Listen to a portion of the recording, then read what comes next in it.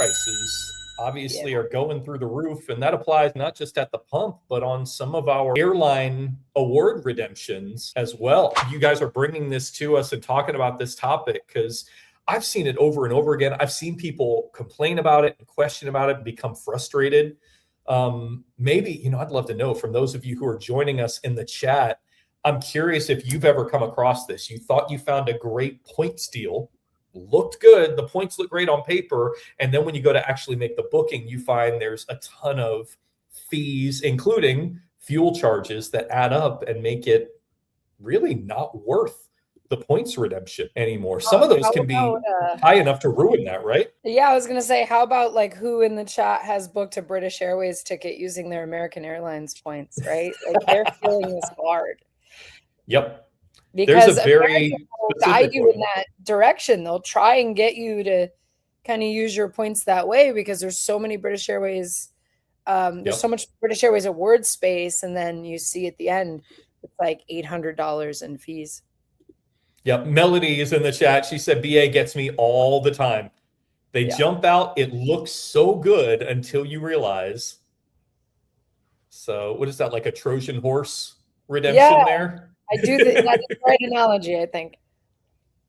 I love it. Well, I'm glad y'all are here because for those of you who are unaware, who are unfamiliar with Stephanie and Tom, they are our redemption multiplier experts, both in the lounge in our coaching program, but also in the mini course that we have that's focused exclusively on that topic, using your points, maximizing them, and today, learning how to avoid some of those terrible fuel charges and fees that ruin those great redemptions. So with that, I think we're excited to hear this. I'll hand it over to you. Okay.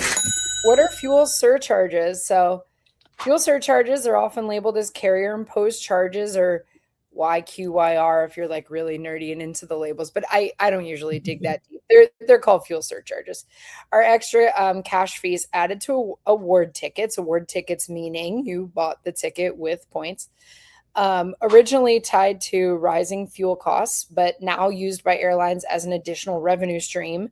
And now we're kind of going full circle to it's tied to rising fuel costs again. I feel like they are definitely increasing these fuel surcharges in the last month because of world events. So it's charged on top of the taxes. So there could be additional taxes and fees that are like government imposed fees. And we'll break all this down in the next couple slides, but the fuel surcharges are an additional charge on top of those government mandated fees. And they can vary widely by airline, by the route, by the program who's selling you the ticket. Could be anywhere from an additional $0 to like $1,000 sometimes. Yeah, and just to back you up on that one, I think, was it Air France used to reliably be like about like 230-ish in taxes on business class between North America and Europe, and now it's up to like 350, 370. So it's definitely gone up in the last month or so. But what are fuel surcharges? So not all programs pass them on. Some will absorb them or eliminate them entirely. Your award ticket isn't always free. Surcharges are one of the biggest out-of-pocket costs. So like we talked about with BA, could be $800, could be $1,000 added to that. And then, like we were saying, some airlines have increased them, I would add dramatically, to match the rising cost of jet fuel, or in Europe, they're kind of running out of jet fuel. So fees versus fuel surcharges, what's the difference?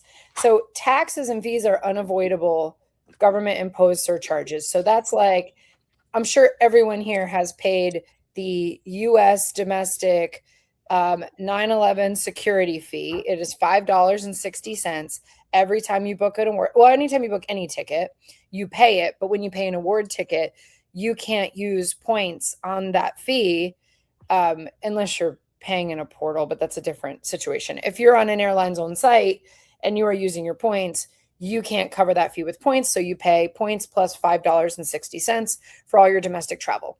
That is not a fuel surcharge. That is just a tax that the U.S. government has imposed on U.S. domestic travel. It is set by the airports or the countries, not the airline. So that $5.60 fee is set by the U.S. government. So you're not going to pay $5.60 when you leave Jamaica, you'll pay whatever Jamaica's government tax is. But when you leave Miami, you're going to pay the $5.60 because this is a US fee.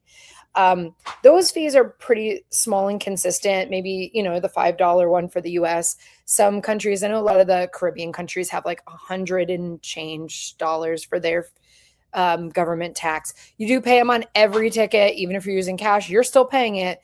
It is just lumped into the carrier imposed fees that you'll see on your receipt if you were to like look at your receipt breakdown. All right, Tom.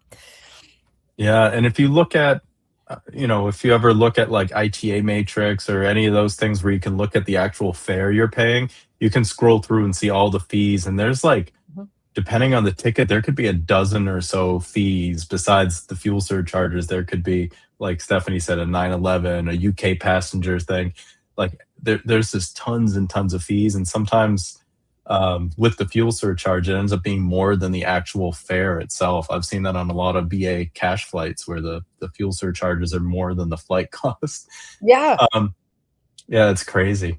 I just saw that I booked an American Airlines ticket that I had to cancel.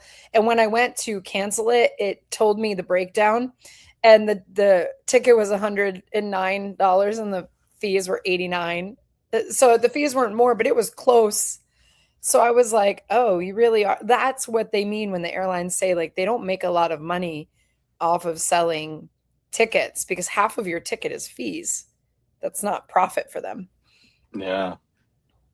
And for so budget travelers like me, I've when I fly Frontier, I've booked multiple flights where the cost of the flight itself was literally pennies, and everything else was taxes and fees and everything else. Yeah, like when I booked those $38 flights or something like that, it's all taxes and fees and everything else.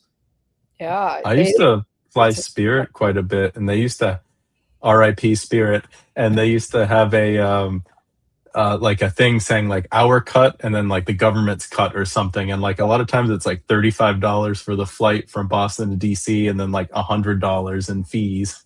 It can be like moment of silence for Spirit every time we mention that. Yeah. Yeah, that's how it is. But yeah, so fuel surcharges, one cool thing here to notice right away is that they are avoidable, and we'll dive into that a little bit more.